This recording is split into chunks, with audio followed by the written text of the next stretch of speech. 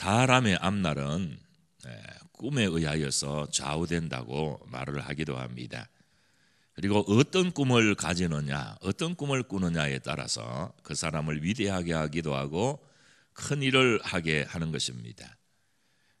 모두가 다른 것은 몰라도 꿈이라는 것, 시간이라는 것, 생명이라는 것, 이런 것들은 우리에게 공통적으로 주어진 그런 하나님의 선물인 것을 알게 됩니다. 많은 사람들이 행복이라는 꿈을 꿉니다. 그러나 세상의 꿈은 잠깐 왔다가 사라지는 파랑새와 같은 꿈입니다. 자신의 꿈은 행복할 거다 이렇게 생각하지만은 희한하게도 이런 꿈은 오래 가지 못하고 잠깐 있다가 없어집니다.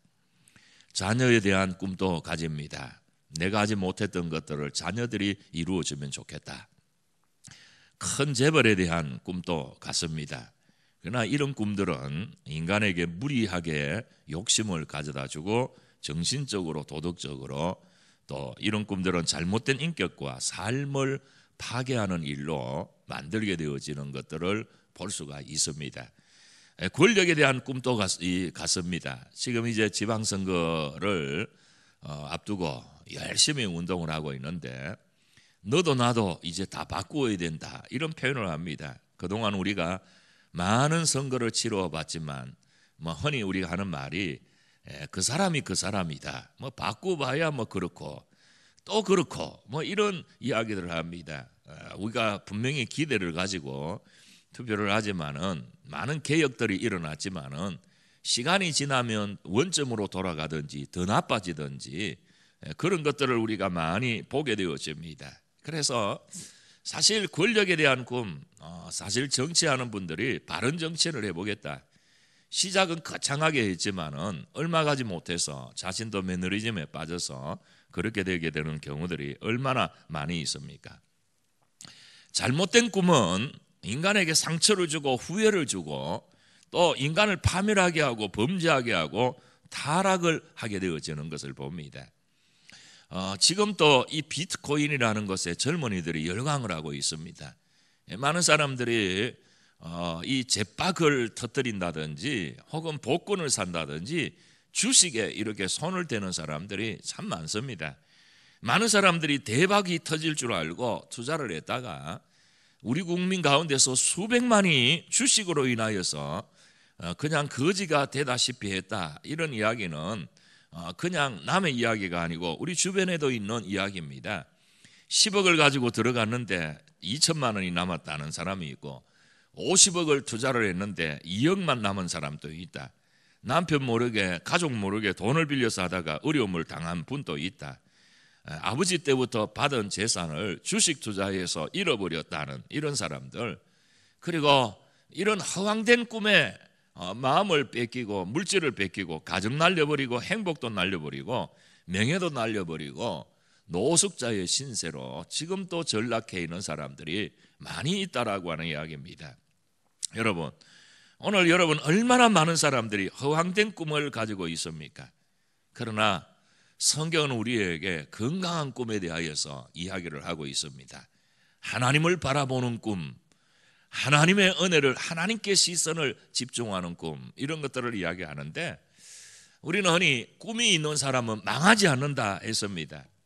성경에 보니까 위대한 역사를 만든 사람들이 다 꿈의 사람이었던 것을 볼 수가 있습니다.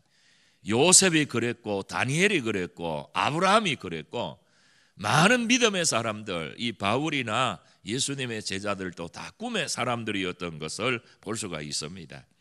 여러분, 성경이 주는 꿈은 세상 꿈이 아닙니다. 잠깐 지나면 사라지는 헛된 꿈이 아닙니다. 후회하고 헛된 꿈, 깨어나면 아무것도 안 되는 그런 꿈이 아닙니다. 하나님이 주시는 꿈, 복음의 꿈, 영적인 꿈, 그것이 바로 예수 그리스도의 복음을 전하는 꿈입니다.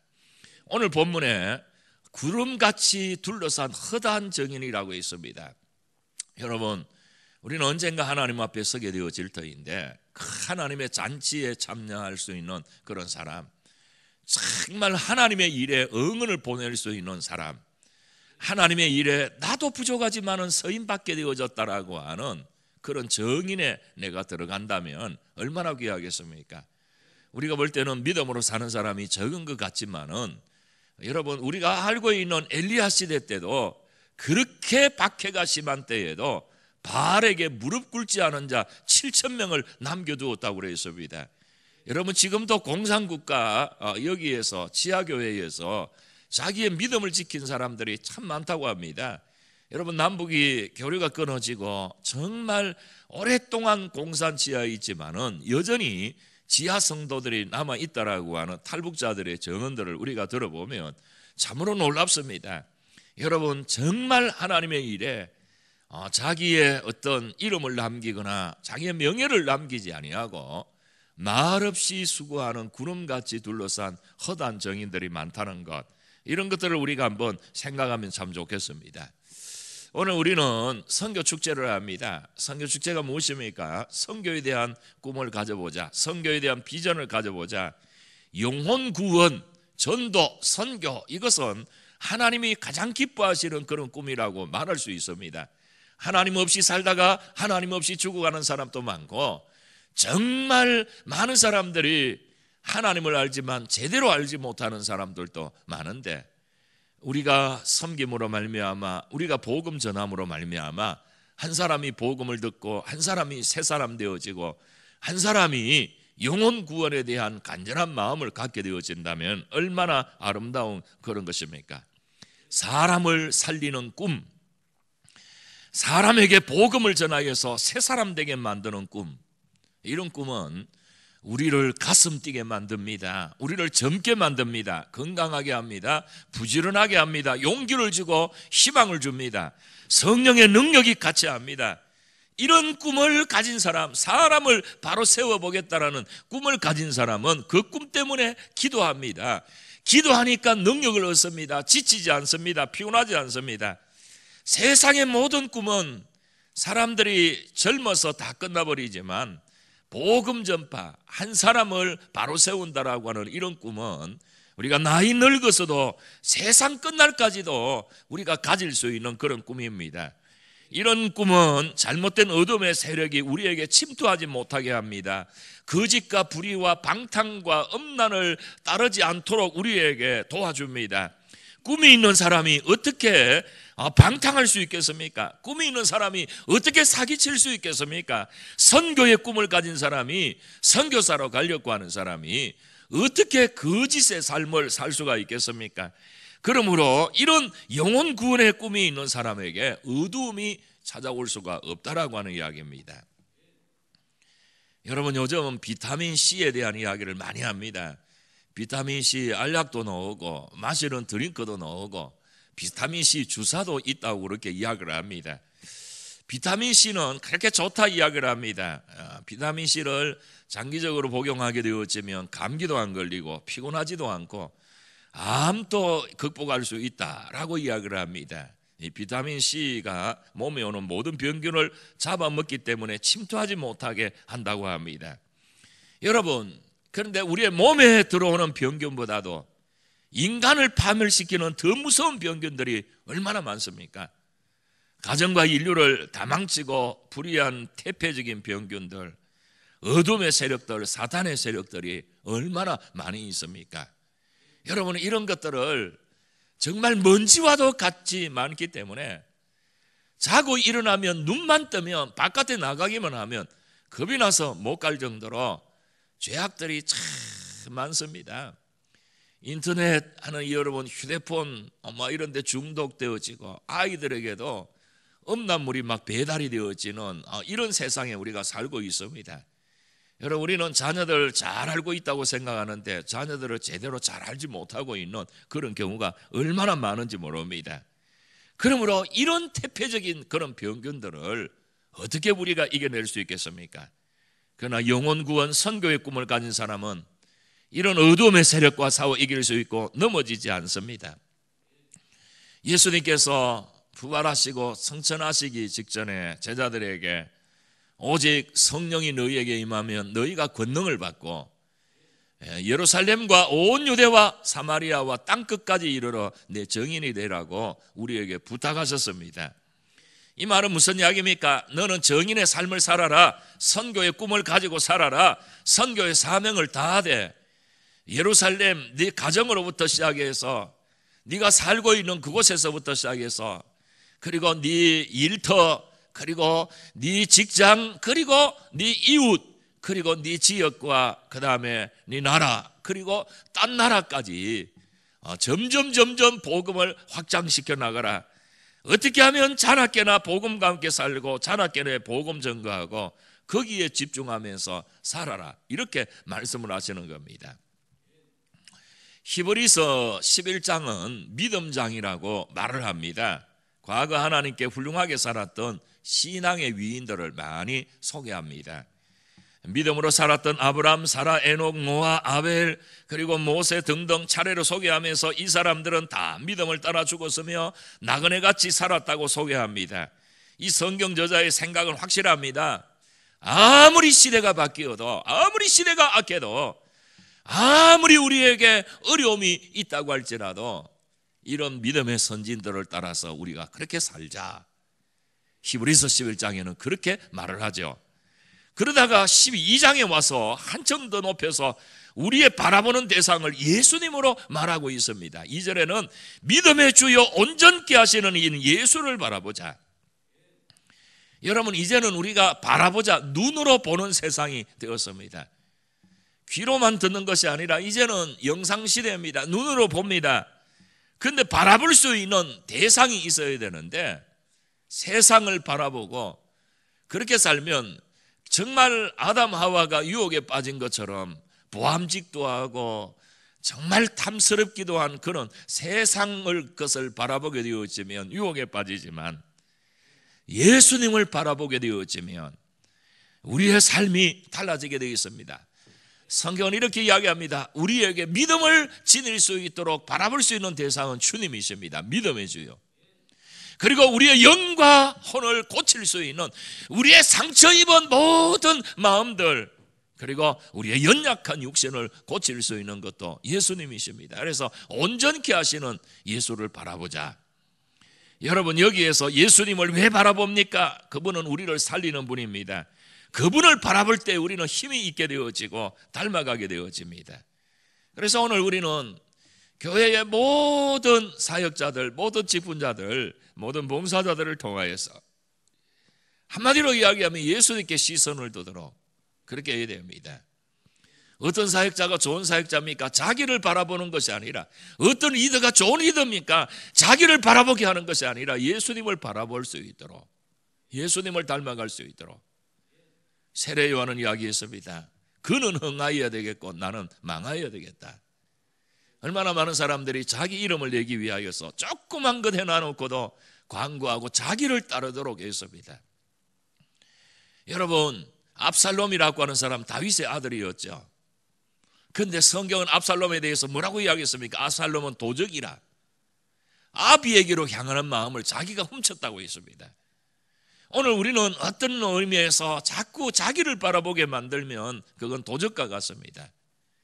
믿음의 주요 온전케 하신 예수님을 바라볼 수 있도록 해야 합니다.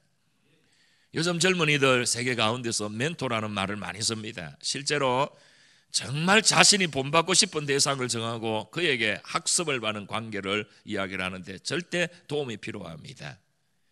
우리에게 있어서 최고의 멘토는 예수 그리스도인 줄로 믿습니다. 예수님을 바라보고 그의 사역과 성품을 우리가 담는 것입니다. 운동을 할 때의 방향이 있습니다. 우리가 뛸 때 반드시 방향이 있습니다. 어디로 가고 있는가, 무엇을 위해 달리고 있는가. 그래서 우리가 정말 선교를 위하여서 주님의 소원을 풀어드리기 위하여서 달려간다면 아름다운 경주이고 주님의 복음을 전하는 길이라면 주님이 얼마나 기뻐하실지 모릅니다. 바울은 이 일을 위하여서 평생을 달렸습니다. 디모데후서 4장 7절에 보니까 내가 선한 싸움을 싸우고 페어플레이를 하였다. 달려갈 길을 마치고 작정된 코스를 다 달렸다. 믿음을 지켰으니 룰을 지켰다. 여러분, 정말 말씀을 지키고 믿음을 지키는 거 쉽지 않습니다. 우리가 기왕 사는 바에 바울과 같이 그런 고백, 페어플레이를 하였고 작정된 고소를 마쳤고 주어진 룰을 지켰으니 얼마나 아름다운 인생입니까? 근데 이렇게 달려간 자에게 내게 상급이 있을 것이고 그렇게 달리는 자에게도 주의 상급이 있을 것이다 라고 성경은 이야기를 합니다. 여러분, 오늘 우리가 정말 복음을 멀리 전하고자 하는 꿈을 가져야 됩니다. 세계는 나의 교구다라는 웨슬레와 같은 꿈을 가져야 됩니다. 여러분, 영국은 빅토리아 여왕 때의 세계적인 나라가 되었습니다. 영국은 1세기를 걸쳐서 얼마나 많은 발전을 했는지 모릅니다. 바로 선교의 사명을 감당했기 때문에 하나님이 이 나라가 영향력 있는 나라로 수천 년이 지나기까지 영향력 있는 나라로 만들어 주셨던 것을 봅니다. 여러분, 우리나라에 오신 토마스 로스 선교사 같은 분들도 빅토리아 여왕 때에 활동한 분들이죠. 미국은 언제 선교의 절정을 이루었느냐? 아이젠하워 대통령 때에 미국이 가장 선교의 절정을 이루었습니다. 온 세계를 교구로 하고 교회가 한없이 부흥할 때에 미국이 제일 경제적으로 건강하고 부강하고 안정되었다고 이야기를 합니다. 우리나라가 아직 그런 정도는 못 되지만은 세계를 향하여서 우리가 달려가고 있지 않습니까? 선교를 우리가 목표로 하고 영혼 구원을 목표로 하고 달려가게 되어지면 여러분, 하나님께서 그 가정도 건강하게 만드십니다. 부부가 살면서 부부가 목표가 되고 자녀가 목표가 되면요, 그 부부가 잘못되어지거나 자식들이 부모 마음에 맞지 않도록 하면 실망을 할 수도 있어요. 빨리 권태기가 옵니다.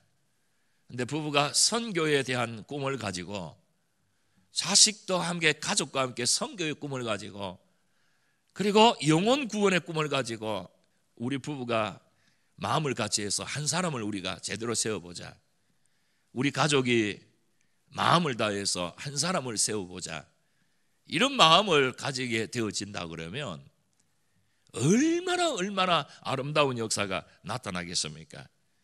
그러므로 이런 영혼 구원과 선교에 대한 마음은 지치지 않고 끊임없이 샘솟는 사랑으로 올라오게 되어지고 가정도 살리고 관계도 건강하게 만듭니다. 지금 중국에 14억, 인도에 12억, 파키스탄, 방글라데시 1억 4천, 인도네시아 2억. 야, 보면 아시아권에는 억이 얼마나 많은지 몰라요. 일본도 1억 3천. 세계에 이 억에 대한 인구가 많은 나라는 그렇게 많지 않습니다. 뭐 미국과 브라질 정도지 거의 아시아에 억이 넘는 그런 민족들이 있습니다. 이 나라들이 예수를 안 믿습니다. 아시아 전체 겨우 고작 1, 2% 정도. 여러분, 이런 나라들 어둡고 무지한 이 땅을 향해서 대한민국이 억은 되지 않지만은 세계를 향하여서 복음을 전파하는 두 번째 나라가 되어졌다는 것이 얼마나 대단합니까? 현장에 가서 복음을 전해도 좋고 현장의 선교사를 기도로 돕든지 물질로 돕는 후원자가 되는 것도 얼마나 좋은지 모릅니다. 바울 서신을 보십시오. 선교를 위하여서 도운 사람들, 브리스길라와 아굴라를 동역자라고 했습니다. 이들 부부는 마음을 다해서 물질을 다해서 도왔기 때문에 바울이 바울답게 선교할 수가 있었는데, 여러분, 이들 부부뿐만 아닙니다. 로마서에만 봐도 바울이 동역자라고 불렀던 사람이 29명이나 되고요, 바울의 13가지 서신 모든 동역자를 합하면 더 많은 숫자가 되어집니다. 바울 서신의 특징 가운데서 하나는 마지막 부분이 축도인 것과 그동안 자신의 선교를 도왔던 동역자들에게 문안하라고 하는 기록이 계속 나타나는 것을 봅니다. 로마서 16장만 봐도 1절에서 16절까지 문안하라고 하는 단어가 18번이나 계속 나옵니다. 자기에게 있어서 지을 수 없는 고마운 추억이요 잊지 못하는 선교 동역자들에게 그를 통하여서 감사장을 전달하고 있습니다. 여러분, 바울도 자기의 선교를 도왔던 사람들의 명단들을 공개를 하는데, 하나님은 우리가 말없이 주님 위하여서 수고하고 애쓰는 사람들, 그 이상의 그러한 사람들을 다 하나님이 일일이 기억하시고 계실 줄 압니다. 어느 목사님이 80회 생일을 맞이해서 책을 발간을 하고 출판 기념회를 한다고 해서 참석을 했는데 80년을 돌아보면서 자신의 어떤 책을 하나 적었습니다. 그날 참석한 사람이 1000명도 넘게 참석하는데 쭉 받아서 읽어보니 그 가운데 제 이름도 조그만하게 하나 적혀 있더라고요. 목사님이 일생을 사는 동안에 참 어떤 글을 적는 가운데서 저도 책을 만들 때에 함께 수고해 주었던 사람들 누구 이름들을 공개하지 않습니까? 어떤 그런 것들이 나타나는데 여러분, 사도 바울은 자기가 참 복음 전파하기 위하여서 일었을 때에 수고했던 사람들의 이름을 기록을 했습니다. 기억나는 고마웠던 사람들을 다 기억했습니다. 아마 기억나지 않은 사람들도 많았겠죠.